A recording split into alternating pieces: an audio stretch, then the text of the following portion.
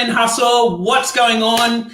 Today I have my special friend Rachel joining me. Welcome, Rachel. Thanks for having me, mate. I'm excited. I thank you, Rachel. So, first of all, as I do every single live, just to make sure we're hitting the right group, I'm just going to go in and check on to make sure we're going live. But if you are watching, let us know you're here with some likes, some smiley faces. Give us a wave, say hello. Love as much interaction as possible. Perfect. So we're going live. We're doing what we needed to do. But Rachel, today I was really excited to jump on this call. Oh, we've got a few people watching already. Awesome. All right. So I was really excited to jump on with yourself because there's a bit of so Rachel is an amazing performance. Actually, do you want to tell the people what you do before we talk about me? Yeah, sure. You were going to get it right anyway, but yeah, I'm a performance coach, which means in basic terms, so you've got business strategy, of course, we all understand that.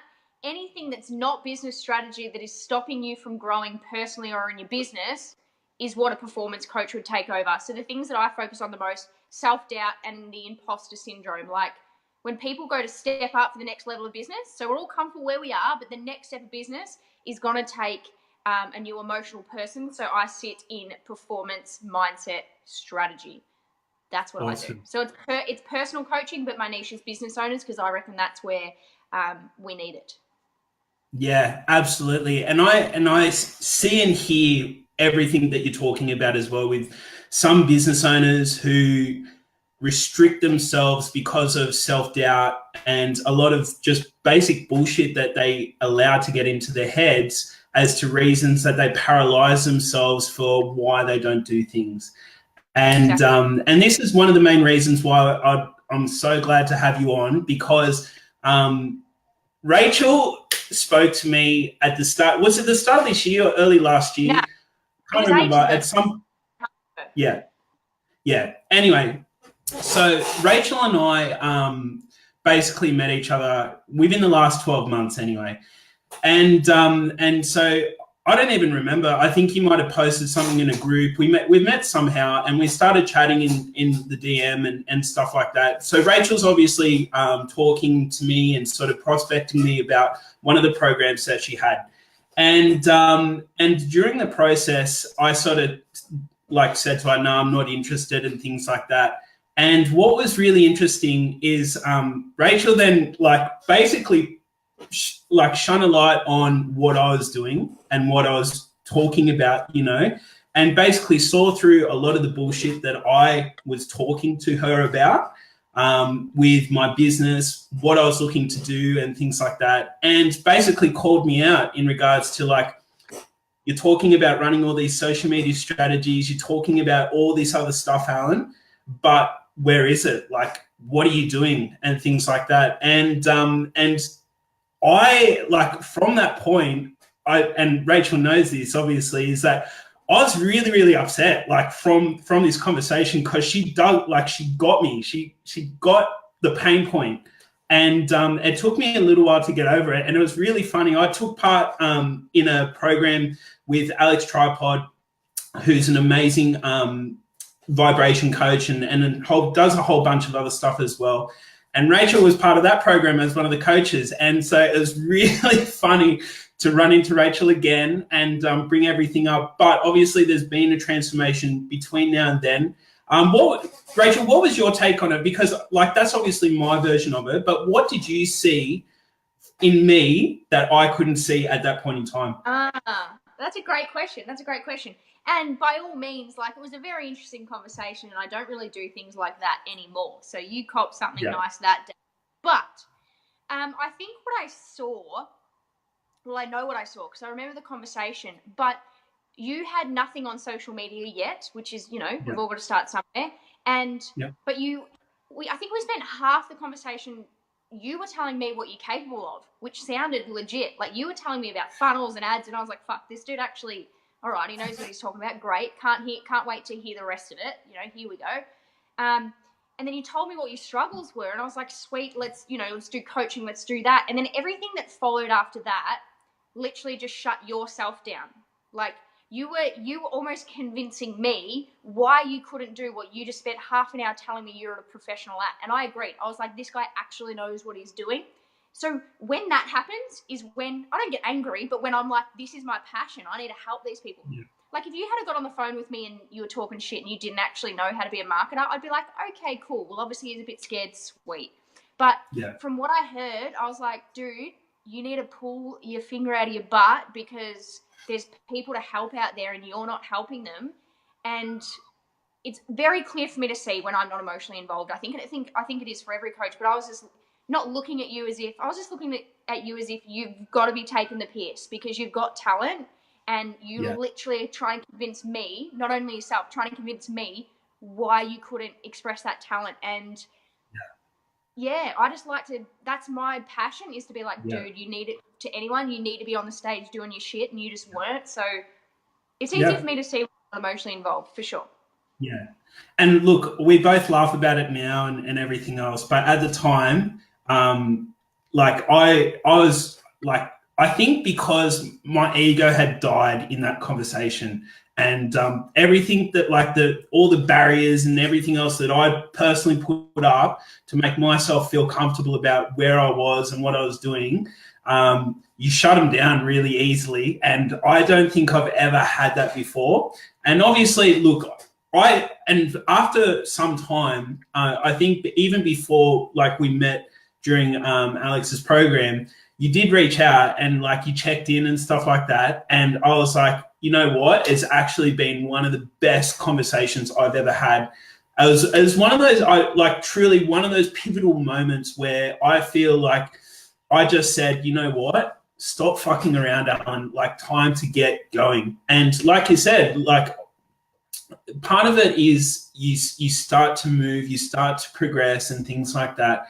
And it's like, do you want to level up, or do you just want to sit exactly where you are and stay the exact same level as where you are and things like that? So overall, once again, I'm super appreciative of what you helped me do and things like that. And it's obviously a testament to the people you work with, the style that you have, and what you do and stuff like that as well. And so this is obviously going to feed into the next part that I want to talk about. But before we do, I just wanted to say hello to everyone who's checking in. So Wayne, g'day. Paula has jumped in. She said, yay, I'm excited. Rachel is a bomb, loving this, heart. Thanks, guys, for the interactions. If you are joining us, make sure you give us lots of love hearts and lots of smiley faces and all that good stuff as well. And if you have any questions for Rachel, please drop them below. No, that's all right. That's all right. I've got Be Live is a bit funny. There is a section where it says it says how many people's watching, the comments on my side, but it doesn't actually say who. So I've got to have my phone going just so I can keep up. But all good. So I just wanted to talk about, so following up from, like, calling out my bullshit and all that other stuff, what like, obviously both of us, including yourself as a performance coach, me as a social media person, social media strategy person, working with coaches, consultants and things like that, what in your opinion do you think it takes for someone to stand out in this industry? You're now at 6 figures with your business and things like that. What do you think, or what are the things that you put in place to get to that point? That's a great question, and you'd probably answer the same, is a lot of stuff, right? A lot of things are going to get you there. I do believe there's one core thing, which I'll tell you, but there's so many things that attach onto that, and that's what makes it complicated. So when this whole thing gets so complicated, there's a million and one things to do, million and one courses, million and one skills you got to learn, and it's going to be funny because I'm a coach, but the one thing is, how much are you prepared to optimize yourself? Yeah, that's obviously why I coach it. And I'm sure you'll get into this, but, I failed quite a bit in my life leading up to now, and I'm sure we'll talk about that. I had to change what I was doing because I was consistently failing in relationships. I failed in 2 American scholarships for golf. I failed at my first business before this one. Not many people know that. And even relationships, friendships, I would fail myself time and time again. And I had all the resources available to me. Playing semi-professional golf, you get state teams, you get paid training, you get paid flights, you get sponsors. I still effed it up. And so I had to get to a point where I was like, well, how do you actually make something work? And how do you stand out? And I think, yes, content, yes, marketing, yes, sales, there's a shit ton of stuff to do. But how much are you prepared to optimize yourself, your mindset and your performance to allow that stuff to happen? The action, the videos, you have to be able to optimize yourself. And if you don't, you can see who's winning and who's not. And you go check their bank account and how much they've spent on personal development, and they'll be at the top of the list. Yeah, it's very true. It's extremely true. And I think what I'd like to relay off that is more so about the willingness to just grind and hustle. It's one of the main reasons I love the word hustle, and I've got it in the Facebook group and stuff like that. But it's just, it really comes down to how bad do you want it? Like, how bad are you willing, like how much are you willing to put on the line to stand out? Because once again, if you want to be like everyone else, sure, you can earn a couple of dollars here and you can earn a couple of dollars there. But if you want to actually follow your goddamn dreams, you need to put your balls on the table and you need to go out there and do what it takes, right? And I think whilst I had a pity party after our conversation, maybe even for a month or so, and I used to think to myself, I'm going to show you. And I don't even think I told you that, but that was one of the things I was like, I had in my mind, I was like, I'm going to show this person, I'm going to show that person, I'm going to show this person. And like, it's all like, but it all works out for the best, right? And you've got to use what you've got to use. But at the end of the day, it's plain and simple, is how much more are you willing to do than the person next to you who's doing the exact same thing? Yeah. And that's what I mean. I wanted you to come back and say, I'll show you, because that's like it works. Everyone I coach, like if they're in the same industry than me, I want them to be better than me. If they're at a certain point, I want my clients to be better than me. That's where it's supposed to be at. But anyway, and I love when you say, because hustle, you would know this as well, hustle is starting to get tarnished, right? The word hustle, it's all supposed to be about alignment and flow. And that's true. But what I think, my word of hustle is exactly the same as you. You have to put your balls on the table and you have to be able to do what it takes. Now, what it takes sometimes is a shit ton of mindfulness and meditation and performance work. And we're not even prepared to do that. So, like, not that I have to make it clear, but when you say hustle, I love it, because you have to do so much to make a dream work. And I think that message is starting to be tarnished, which I don't like. It will take every amount of your emotional capacity. If you have to get up and do a personal development course because you're emotionally not up to scratch, that is freaking hard work just as much as it is to hire a sales coach. So hustle is across the board. And I want like your audience to know that hustle is the word. And hustle is when you're taking so much aligned action. Hustle is me doing a whole new mindset program because I was struggling with one block. Like that, that's the work we've got to put in. And you know that too. Yeah, 100%. And just recently, actually, I hired someone, like basically, I wouldn't call him a coach, I'd call him more of a mentor, but someone who obviously I've started this Facebook group and it's grown tremendously and it's been doing great things and things like that. But I know that I was starting to hit the ceiling with where I was taking this group, the value that I was adding, and what people were getting out of it. And so I invested into another program, and it was all about Facebook groups. It's all about, not only using what I have, but also like implementing some other bits and pieces and stuff like that. Stuff that I was already doing, but I know that like I'm doing this much. And even if it's just that much, which it, like in hindsight and after starting the program, I know, like I was doing 80% of the work and there's 20%. That 20% is what I wasn't doing and what I didn't know how to do.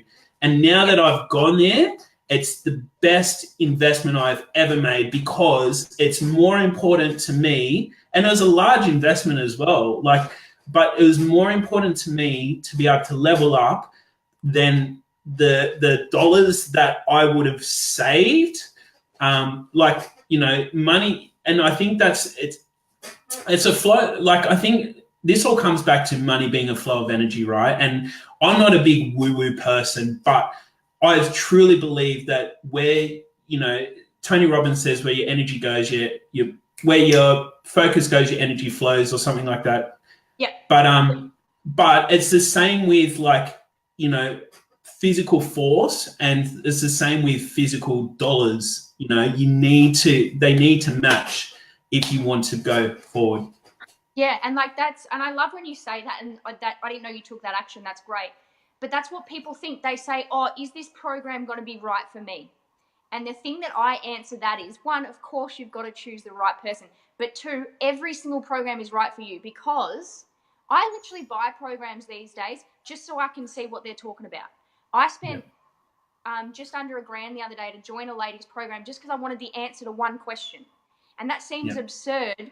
But when you are prepared to put your balls on the line and go that far, do you know what the return of that is? So like that 20% that you learn, you could have been like, no, I could have done without it. But that information could get you 10 clients and make the best group when you could have been okay. You're great. Like I literally buy programs because I want to see what their layout looks like.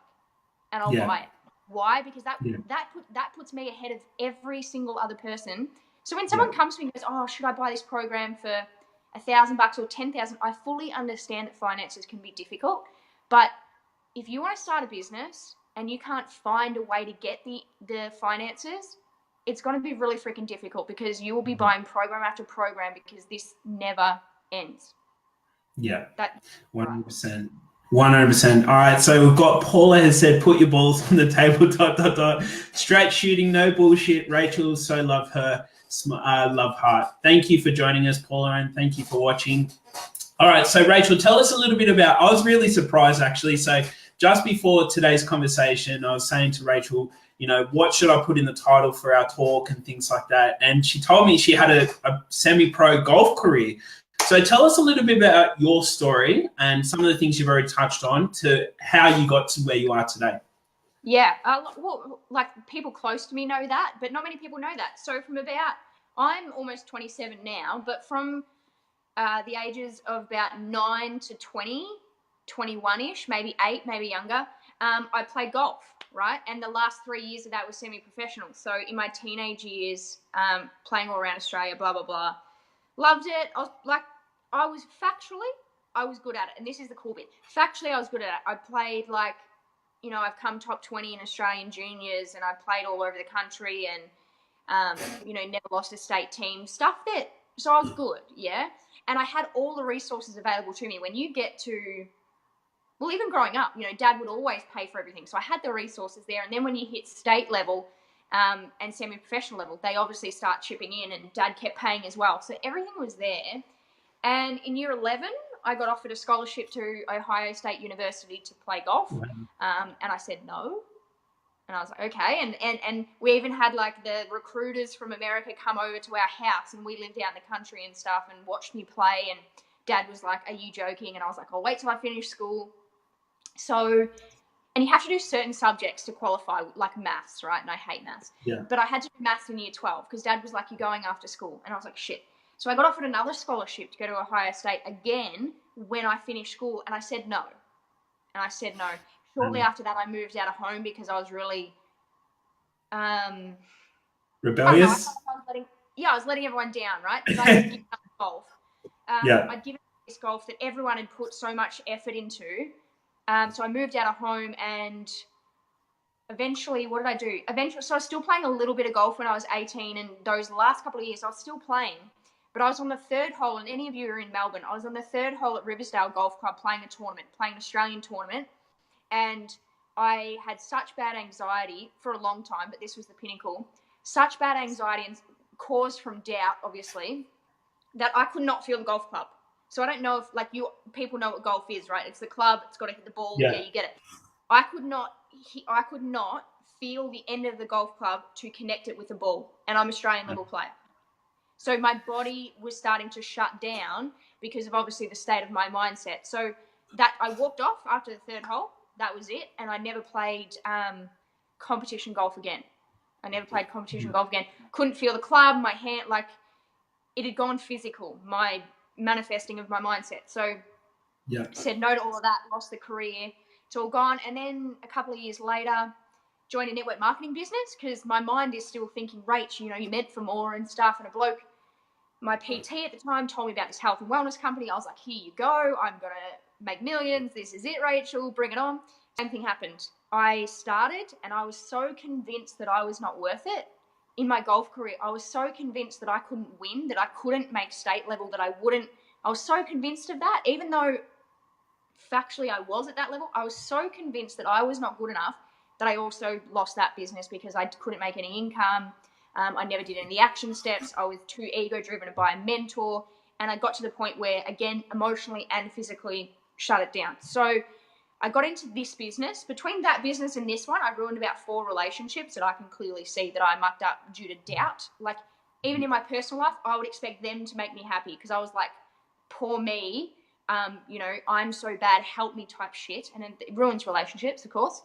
And then I started this business, and as I was starting it, I said, Rachel, you have to do something else or it's going to be fucked. And it's funny that so I've done advanced diploma and all this shit for coaching, right? When I walked in the door, I was like, I don't have to fix myself. I'm just going to go get accredited and I'll be able to help people.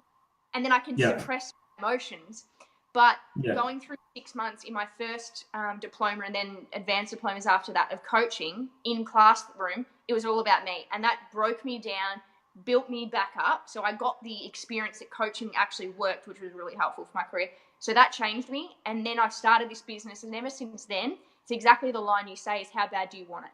Because I'm pretty sure I wanted that golf career pretty bad. I don't want it now, of course, but I wanted it bad. And I missed out because of myself. In my second business, I missed out because of myself. So it is now, that's literally my body of work. And I work with actually established business owners, not necessarily startups. And that's it. And I think that's what I saw in you. I cannot stand the feeling of you don't get to pursue something because you don't feel like you can. And now, as simple as that sounds, that literally makes me emotional, because if someone is not living their dream, not by lack of resources, not by lack of effort, but by lack of self-worth, and they don't feel like they deserve to serve at a higher level, that's exactly where I sit. I work with some $1 million business owners, and you wouldn't think they have this problem, but we all do. It's when you go to step up, we hit that problem. And I worked with a lady who earns $1.2 million a year, and she came to me and she said, Rach, I don't even have the confidence to hire a business partner. Wow. So it doesn't matter where you're at. We all hit that level.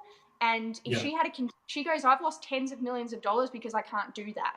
I've also had people who are gone from 0 to 14 clients.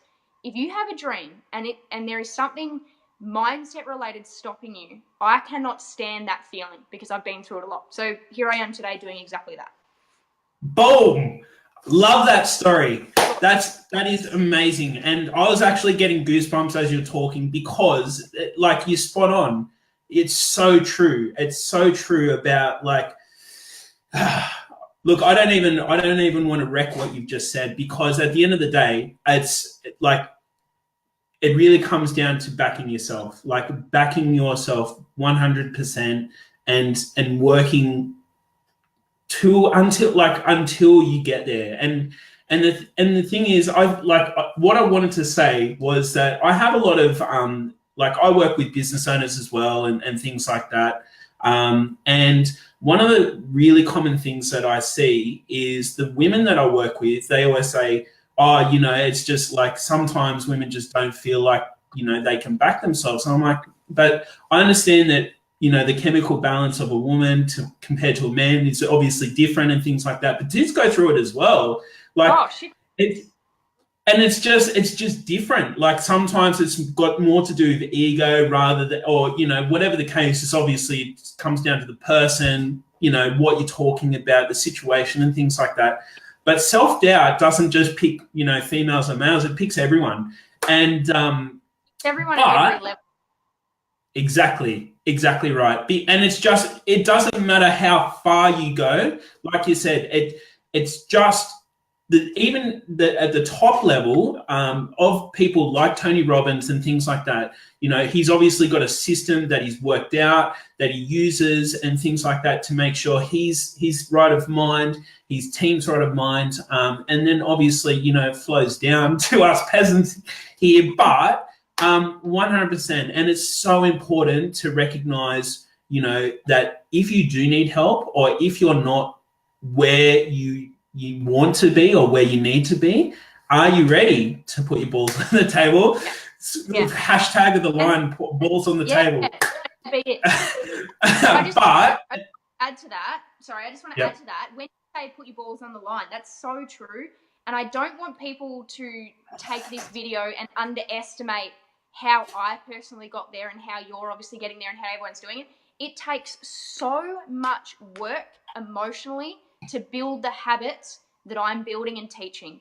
I don't want anyone on this call to think, oh, go Rach, you just made a decision. Yeah, you've got to make the decision, but it takes hours every single week of my own training to optimize myself. Just like you've been in a personal development program that you've just finished that I was the coach in, right? And so I don't want people to think like, mindset is 99% of the work, and I spend hours training myself. I just want that to be really clear. Like, it's never easy for anyone. That's why we push these type of messages, because you've got to be able to learn the skill to emotionally do what you want to be able to do. You've got to learn that skill. That's what I want people to know. Awesome. And we do have a couple of people writing a couple of comments. So Glenn's written, go Rach, and Wayne has written, that's me right now. So yeah, look, you really need to just weigh up where you are at, and then decide. You know, I think it's really taking the self, like, and help me here, Rach, but for me, it's really taking the self-talk, and then not just listening to the self-talk, like actually give yourself some room, give yourself some space. For me, it's going for a walk, going to meditate and things like that before acting on this self-talk, because there is something to learn out of it. It's not just needs to be suppressed. You need to, I guess, embody what the real message is, and then decide based on the best version of yourself and where that is, and going from there. Yeah, you're 100% right. Self-talk, and one thing that why I think I'm successful doing what I do, because everyone has self-talk. Everyone is fearful. Everyone has sabotage. Everyone has everything. We're human beings. And I don't want anyone to ever think that you're supposed to suppress negative self-talk. You're absolutely right. You have a conscious and a subconscious, and where things worry you, and life is hard, and it's great, but it's hard. You and I have negative self-talk every single day. What I coach and what I want everyone to know when that happens is exactly like you learn strategies, you learn methods, you learn new behaviors to be able to move through that. So my coaching specifically, just like you said, it's not getting rid of those things like I'm confident I don't have them. I teach the grounded confidence that allows you to go into those situations and stay in them until you get your goals done. Does that make sense? Most people would bow out. But how do we stay in them with the self-talk? How do we stay in our fearful states? How do we stay in scary action with confidence until we see it out? So you're 100% right. No one is perfect at all, even Tony Robbins. And you said he just has methods and abilities and new behaviors that allow him to decide how he wants to act. Yeah, to just nail it straight away or nail it within a period of time. I think I actually heard him, like, he was talking about when him and his wife are disagreeing on something, or like something is paralyzing them from taking action, that I think he has a rule that they'll spend no more than 2 minutes discussing it before a decision needs to be made. And then, you know, just little success habits like that. And obviously they're the things that people who are at that top level, where you're really like learning and listening and soaking in so that you can make yourself a better person and things like that. I'm loving this conversation, Rach. This is amazing. Getting lots of interaction and things like that. So, guys, if you do have any questions or anything else before we start to wrap this up, make sure. If someone's got a question, I'll answer it. Yep. So I do have another question for you, Rach. So I ask everyone this. Before there's two questions. Is there any advice? I know that we've been going through, different things, bits and pieces, but within this group, we've got small business owners, coaches, consultants. What would be the number one piece of advice that you'd give to people within the group? Yeah. Of course. Without sounding biased, I would hire the person that has the answer you need. I would hire the person that has the answer you need. So if you are allowing mindset or your self-optimization to not get to the next level, you'd hire me. If you're struggling with marketing and leads and that's your next question, you'd hire you.